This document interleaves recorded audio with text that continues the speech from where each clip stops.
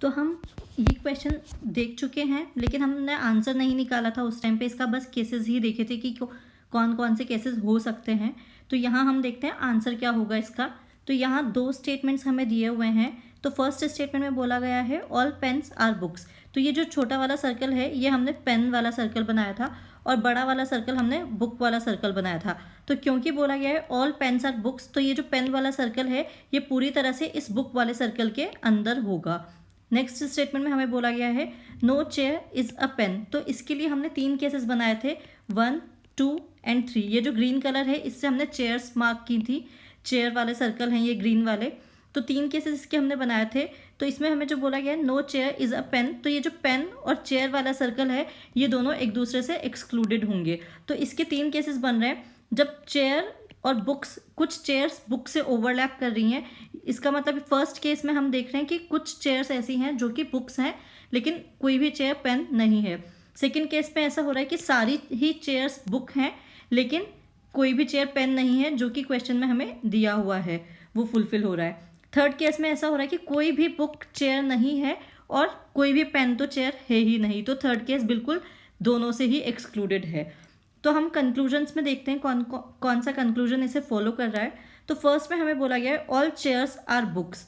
तो all chairs are books ये सिर्फ ये वाला ही केस इसको फुलफिल कर रहा है, लेकिन हमें नहीं पता कि केस 1 ट्रू है या केस 2 ट्रू है या केस 3 ट्रू है।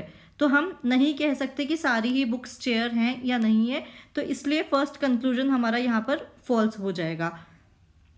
उसके बाद सेकंड कंक्लूजन में हमें बोला गया है सम चेयर्स आर पेन्स। अब इस कंक्लूजन को अगर आप देखेंगे और सेकंड स्टेटमेंट को आप अगर देखेंगे तो no chair is a pen, और यहाँ बोला गया सम चेयर्स आर पेन, तो ये वैसे ही फॉल्स हो रहा है। तो ये तो बिल्कुल ही गलत हो जाएगा। तो सेकंड कंक्लूजन बिल्कुल फॉल्स हो गया।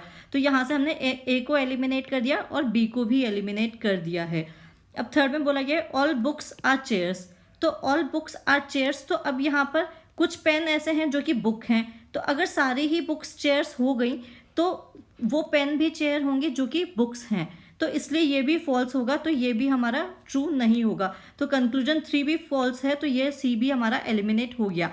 अब वैसे कंक्लूजन 4 को हमें चेक करने की ज़रूरत नहीं है, लेकिन फिर भी हम देख लेते हैं no chair is a book. तो no chair is a book ये थर्ड स्टेटमेंट में थर्ड केस में हमारा ट्रू हो रहा है, लेकिन बाकी केसेस में ट्रू नहीं है। तो इसलिए कंक्लूजन 4 भी फॉल्स हो गया यहाँ पर। तो सारे ही कंक्लूजन फॉल्स हो गए हैं। तो डी हमारा यहाँ पर आंसर आ जाएगा। कोई भी कंक्लूजन इन स्टेटमेंट्स को फॉलो नहीं कर रहा है। तो डी यहाँ पर हम आंसर मार्क कर देंगे।